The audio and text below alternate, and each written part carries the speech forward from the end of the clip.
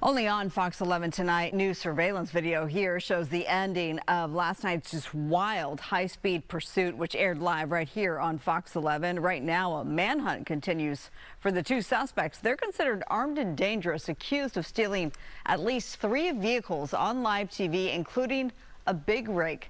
Fox 11's Matthew Seedorf live where the drama ended right near the 101 in Mission. Matthew? What a wild chase. That mysterious getaway happened right underneath this overpass, out of sight from helicopters, but new surveillance video reveals they might have had some help. Exclusive new video only on Fox 11, revealing the mysterious final moments to Sunday night's dramatic police chase across L.A. that gripped the nation. Pretty insane how they just disappeared like that. The nearly 2-hour police pursuit started in Lancaster with a pickup truck robbery and shots fired. Over the course of 2 hours and 75 miles, the two suspects drove the wrong way on freeways. Live on Fox 11. Tried stealing a sedan before crashing into a big rig and taking that. The bandits weaving the milk trailer around downtown LA before stealing another pickup, then the getaway at Mission under the 101 freeway. Kind of the whole LA thing, kind of like, oh, they're ghost riding the whip. The chase ending right next to Forge Fitness, a gym usually full of boxers and UFC fighters. If this were to happen like right now, you'd probably see like 10 people doing a citizen arrest going on right now on the street. The two suspects were underneath the 101 freeway right at this intersection, invisible to helicopters above when they vanished. Now new surveillance video is revealing their escape. Do you believe that these suspects could have had help? We believe they were dropped off at the initial location, and then the last car that they fled in, we believe that it was staged there. Somebody else was driving. Watch closely as the stolen pickup arrives next to the getaway car with police still in the distance. You can see the suspects appear to get in an open car door and drive off towards the freeway. Then authorities show up, lights and sirens on, to an empty pickup truck. They knew where to pull over. I mean, really, to even know how to drive that semi-truck. So, you know, that might help narrow down, you know, who we're looking for. So authorities are still looking for those two suspects who they consider armed and dangerous, along with anyone that helped them. Anyone with information should call police. We're live tonight. Matthew Seedorf, Fox 11 News. Even for LA standards, that was a really wild one, Matthew. Thank you so much. All right, breaking news tonight, and that very dark shot you see is looks like a truck that is being pursued in the San Fernando Valley, Sepulveda Boulevard and Sylmar in the Granada Hills area. You see him going off the road and back on it.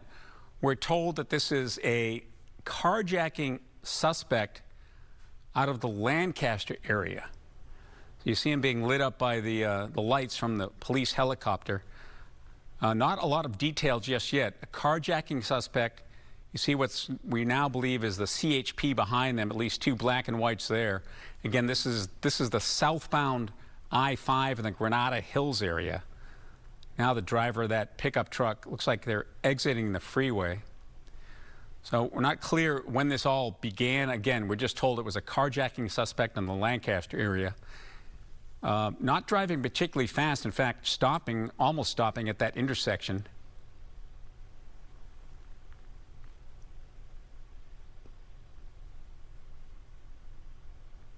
There you see him on surface streets, navigating his way through that intersection. Yeah, not clear how many people are in that vehicle. Looks like he's going the wrong way on a one-way street. Very dangerous, obviously.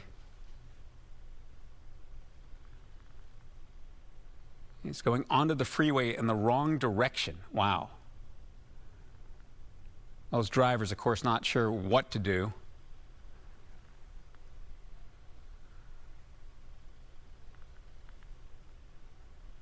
It's not clear whether we look at he's trying to stop or whether, now passenger doors open. Attempted carjacking. Wow, this is not good. Doors locked. That was smart. Now they're getting back in. Wow, this is a wild one. Driver continuing onto the freeway on the off-ramp. Obviously very dangerous.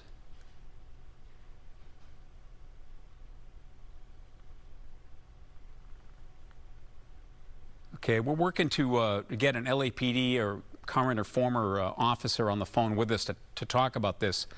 So again, carjacking suspect out of the Lancaster area, at least 2 people in the vehicle. Are we going the wrong way on the freeway? So he's going southbound, I believe, on the northbound 405 on the shoulder. Obviously incredibly dangerous. We don't have control of the helicopter just yet, so we can't ask them to widen out to see where the police cars or the CHP are in relation to that vehicle, obviously being lit up quite well with that sun gun. All right, now they're out of the vehicle again. They're going to try to carjack that truck. Wow. Police are choosing to obviously stay, and back off at this point rather than move in when they're jumping out of the vehicle. Now they're again, going off the freeway. It looks like an on-ramp. It's tough to know precisely what exit they're on. It looks like, is it that left front tire that's shredded? Yeah, front left tire is shredded. We don't know whether they hit a spike strip from earlier. Now the wow. All right, so it looks like the suspects that were being pursued jumped out. You see the driver of that 18-wheeler jumped out of his truck, and now they're going to back it up, some type of tanker truck. Wow, where is the CHP? We're not sure where the CHP is in this. All right, we're joined on the phone by Tim Lynn. Tim, are you watching this? I am, Phil, and this has been unusual and really a dangerous pursuit here. Now, carjacking with this big rig with that tank, as you were mentioning. It's it's unknown what is in there. So where are the authorities in this one? I know the shot's fairly close up, but they just wanted to wait and watch and see what happened, maybe not escalate the situation? Well, they get into surveillance mode, and they'll back off. Since this came from the sheriff's department and then handed off to CHP, it could have gone into surveillance mode to where they let the helicopter just track. But at that point, they have to go to a point where they come in and get back into pursuit. But now this has really taken a turn. And you see it's got milk. It's more than likely a milk truck we have here, because that does look like some type of food vessel there. But anyway, they'll go in that surveillance mode and hope that the driver, just slows down, pulls over, gives up the vehicle, and takes off. But just the opposite happened here. And that's what happens when you get into these surveillance modes, where it can go the complete opposite way. Now you have 2 suspects in a very large vehicle heading northbound on the 5 freeway up into the Santa Clarita area here, Newhall Pass, and now they have thousands of pounds of truck with them. They're going to be very difficult to stop, and as they continue north here, now you're starting to see the lights go by the opposite direction as they were doing a traffic break there. But CHP, I'm sure, is watching the feed from the helicopter, is also keeping track of this and getting units in position. But at this point, there's not a whole lot they can do. They can spike strip, but it's very difficult to do on large trucks like this. Yeah, I mean, it seems like they have no choice but to just keep tracking it, right? Yes, and that's kind of what they did in the beginning here. But the problem is now, with his propensity of going the wrong way on the freeway, ramming into other cars, and now in a big rig like this, they're going to need to go up and shut the freeway down ahead. Looks like we're picking up maybe the 14 freeway. Yeah. They're going to get ahead and try to keep the freeway open in front of them and keep the vehicles away from them, because at the slow speed of the truck, regular traffic is going to be passing, and you kind of want to keep that from happening as they continue north here. But yeah, they got their hands full with this one now. So can a spike strip penetrate those type of heavy-duty tires? Yes, it has. We've watched it several times in the past, where they have able to get enough spike strips out that it is able to get through. The spikes are about 1.5 to 2 inches long, and they're hollow tubes, and when they go into the tire, they basically just release the pressure in the tire, and it goes down onto the rims, and eventually, as we watched, tear off the tires. It wasn't the truck they were in.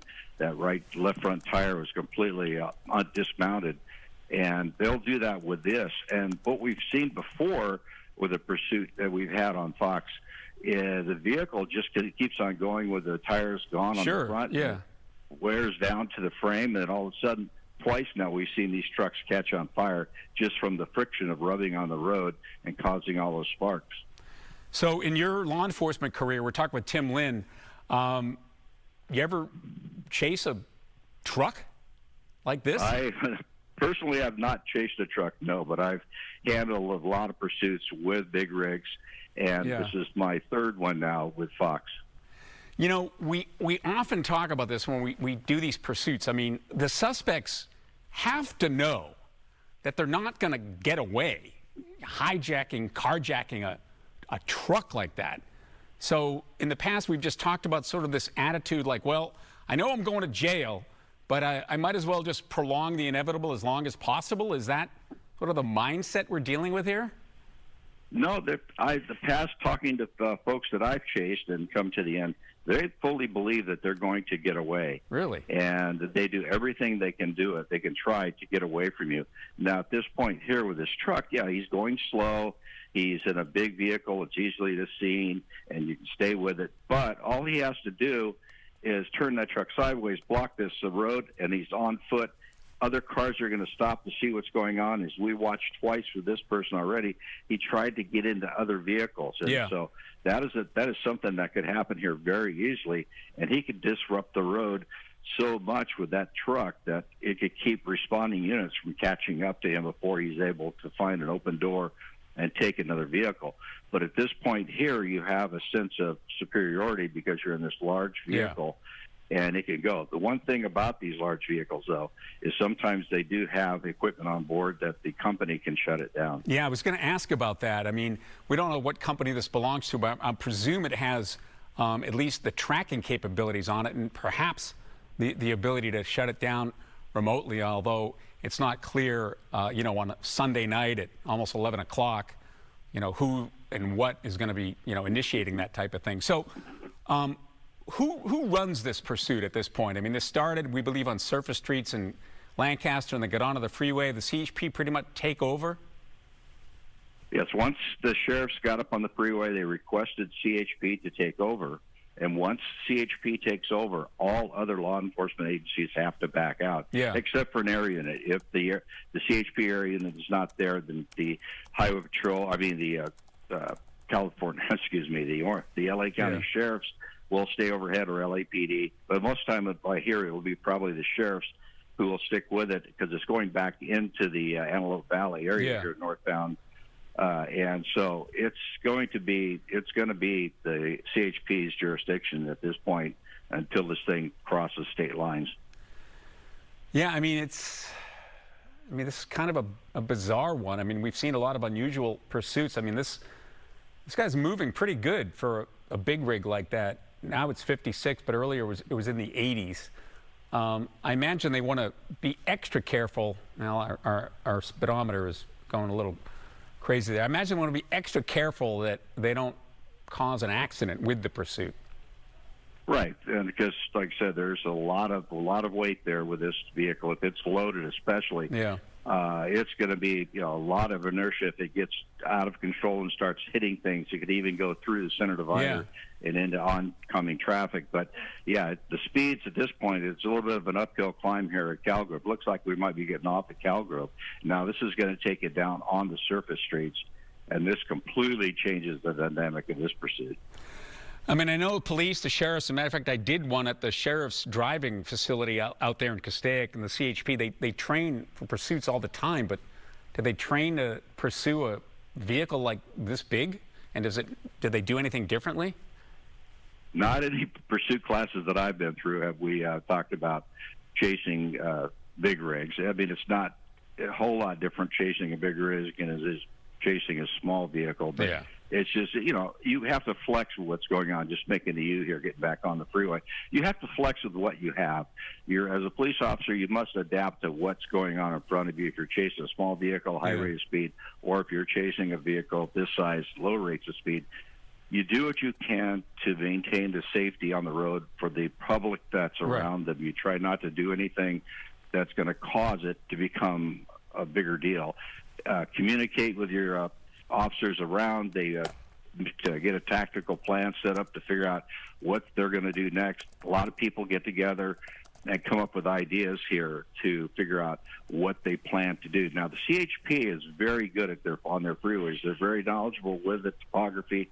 They know their different choke points of the freeway. That's where the freeway narrows down to sometimes 2 lanes, and they know those areas to where they can put the spike strips out. And they will get ahead and plan ahead to try to get ahead to put out those spike strips or have them ready. The problem with that is with the size of this vehicle, you don't want to put yourself in danger of getting out in front of this vehicle and having him ram you, because it'd be terrible if you're stopped and an 80,000-pound vehicle runs you over. Yeah, I mean, also there's got to be questions about, if you do the spike strips on a vehicle that big and it goes out of control for some reason, then you have a much worse problem. So, right. But that's the spike strips are designed to lower to drop the air out of the tires slowly, and then the vehicle will start eating the rubber off the rims. And unless the driver just is at a high rate of speed when he hits them, and that goes away very quickly, then you got a problem. Like going down the backside of the Grapevine, you probably wouldn't do it from Port Tejon up there. Go ahead. Also, I mean, this is a sort of a milk tanker truck. I'm assuming it's also what we consider an 18-wheeler. So, if you hit a spike strip and you get lucky with 1 or 2 tires, then you got 16 more to keep moving on. So, yeah, this is a really this is a challenge for law enforcement. It is. And going back to the spike strip that you're talking about, you only have to get the front 2 tires and the 2 driving tires on the back of the tractor part. The trailer doesn't really matter. But the thing is that they'll pick their spot, a slow spot, such as climbing the hill here, going back south on the freeway. It starts going uphill. They'll hit it on an uphill mode versus, like I was saying, on a downhill where he can pick up a lot of inertia and then lose control, because these vehicles can, once they get out of sorts or out of whack and they're starting to move around, they can flip over very quickly. And as I said earlier, get going sideways and go right through that center divider. Yeah, nobody wants that to happen. So no. Up ahead, so is that what they're doing? I mean, I know he's a little bit unpredictable. He was going southbound, then he's going northbound, getting on and off. But, I mean, you need a bit of lead time to shut the freeway down and get the spike strips in place, right?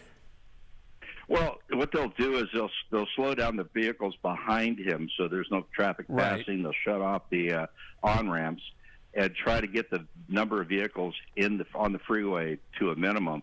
And then once they get a clear path and they get into an area of the freeway that's not really busy.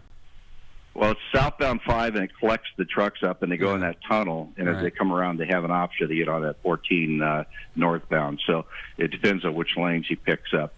But you see now there's CHP units all over. Now he's inside and under that tunnel right now. So right here, he could have turned, blocked traffic, and tried to steal a car in that tunnel. So they're waiting for him to pop out. Is that him there? No.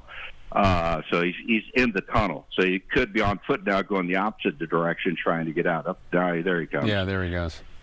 Yeah, so there's all kinds of things that can happen, but there are a lot of CHP officers on the road that can get out and set up in different directions to anticipate which way he's going to go. So if he takes that northbound 14, there's officers there. If he continues south on the 5, or if he picks up the 210 east, they can get ahead of him. And like I said, they're looking for their choke points. They're looking for that spot that they've already predetermined where is a good spot to do it, and that's where about the only thing they can do with this truck.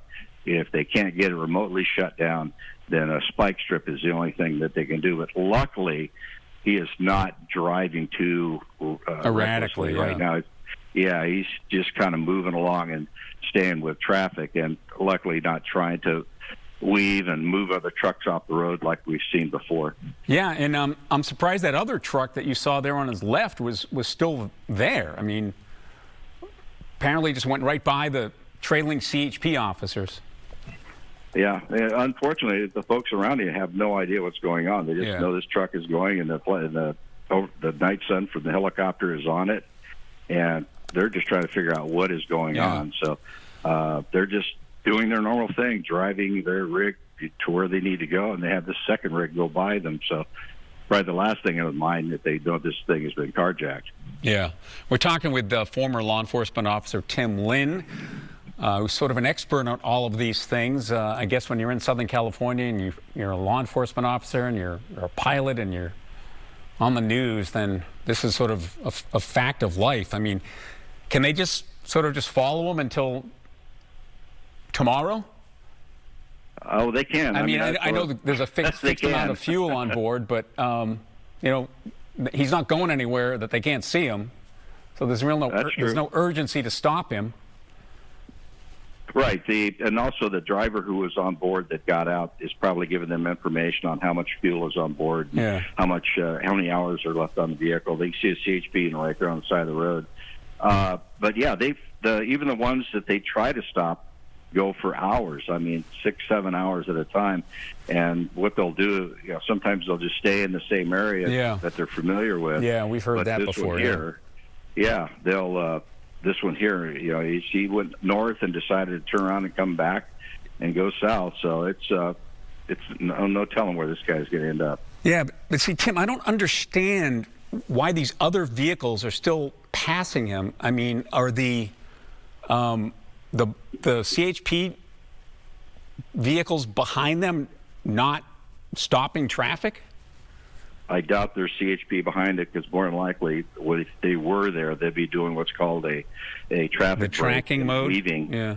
Well, they do a weave. You've seen that when they're trying to slow traffic down for a traffic hazard. Yeah. They get behind and weave and hold traffic back the main line. Now, but you're still going to have the folks coming on the freeway who are going to pass. Now, here's a CHP unit, 2 CHP units popping on, and they're going to start breaking it down. Now you got 4.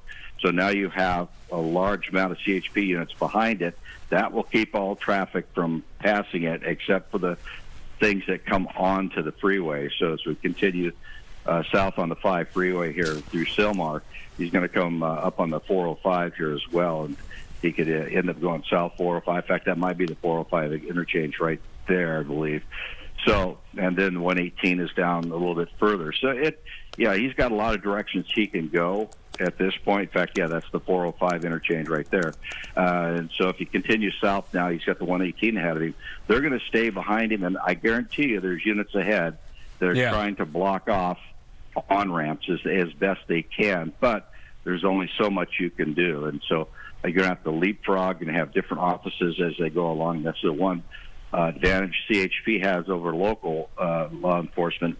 They have jurisdictions within their department. They're called offices, and each office will take charge of their area and pass it off to each other as it goes down. So you don't have new hall officers down in the middle of South Central or something. Yeah, I mean, there's Central Division. Yeah, it's a very well coordinated effort. So, Tim Lynn, I want to thank you for jumping on with us on short notice. I'm Phil Schuman. This is a live pursuit on the I-5 southbound of a carjacking suspect. Started in Lancaster in a pickup truck, attempted to carjack a passenger car, and then carjacked live on our air this truck that looks to be some type of milk delivery truck. So we're going to sign up for now, but you can watch this live on the Fox local app and check it out on Good Day LA at 4 a.m. Live on the Fox local app and check it out on Good Day LA at 4 a.m. It was sparked by the 1994 Northridge earthquake. Her journey took her from Cal State Northridge to Mississippi State University and across the country from New York City to Houston. Star's not just about